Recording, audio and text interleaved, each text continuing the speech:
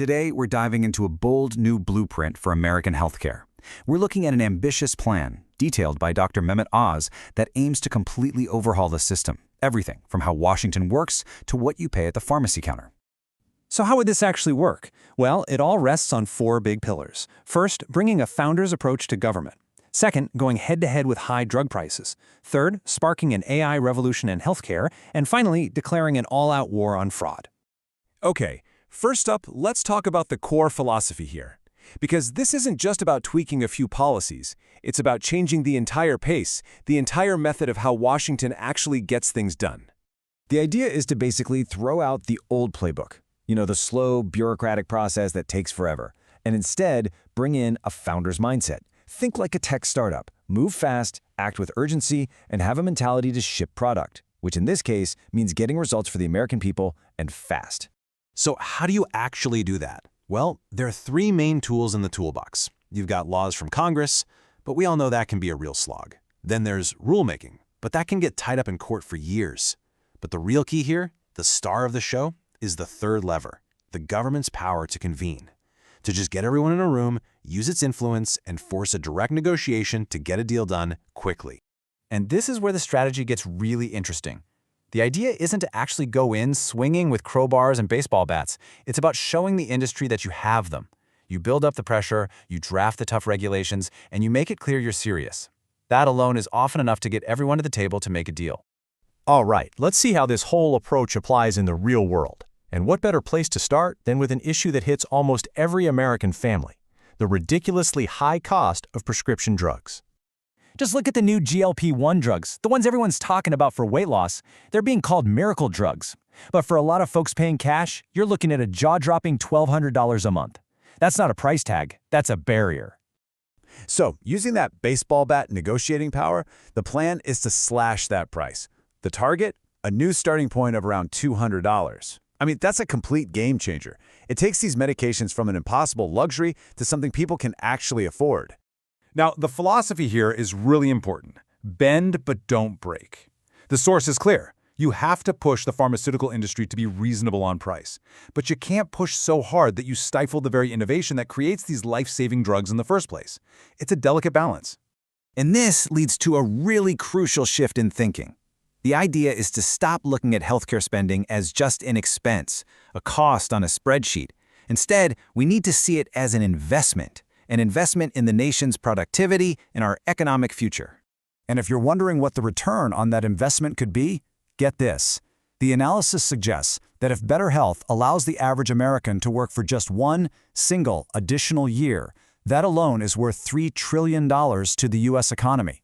That is a massive number. But lowering drug prices is just one piece of the puzzle. The next pillar is all about technology. We're talking about a full-on AI healthcare revolution, using it as a force multiplier across the entire system. So, here's the big question, right? Can AI really fix a system that has seemed so broken for so long? The argument from the source is that, for the first time, the tech is finally powerful enough to tackle the deep, messy, inefficient problems that have plagued healthcare for decades. The vision here is huge. It's about democratizing care so people in rural areas can get help. It's about making our doctors 5 to 10 times more efficient by killing off all that paperwork. It's about helping solve the critical shortage of general practitioners. And maybe most importantly, it's about empowering you, the patient, with true control over your own health data. And this isn't just theory. Apparently, a huge first step has already been made, with 600 tech companies signing a pledge to finally let patient data flow freely and securely between their systems. That is a massive historical barrier that's finally starting to crumble. This is all about ending what the source calls technological obscurification. It's a fancy term, but it basically means companies can't use their complicated walled-off systems to keep your medical data hostage anymore. The goal is simple. Give you true, practical ownership of your own information. And real money is already being put behind this. A $50 billion investment is being deployed to transform rural healthcare, and according to the source, AI is a core component of almost every single state's plan to bring modern medical solutions to the communities that need them the most. Okay, finally, before you can build a new system, you have to deal with the rot in the foundation. And that brings us to the final pillar of this blueprint, an aggressive, all-out war on systemic healthcare fraud. And the scale of this problem is just staggering. The source points to things like the hospice industry in California exploding 7-fold, or South Florida having 20 times more medical suppliers than McDonald's restaurants. Let that sink in. An estimated $3.5 billion in fraud from just 2 programs in Los Angeles County alone. And we're not talking about small-time opportunists here. The source alleges that these are sophisticated, large-scale operations. We're talking organized crime and sometimes even foreign nationals, all systematically targeting and draining U.S. government funds. So what's the solution?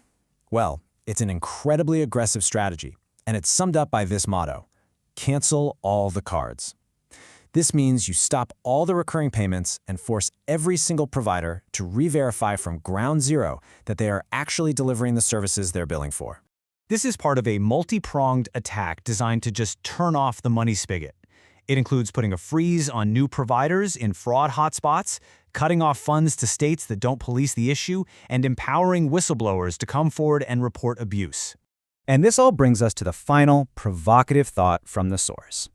When you're facing alleged fraud on this massive scale, with hundreds of billions of taxpayer dollars at stake, it really leaves us with one simple question to think about. Who would ever veto an audit?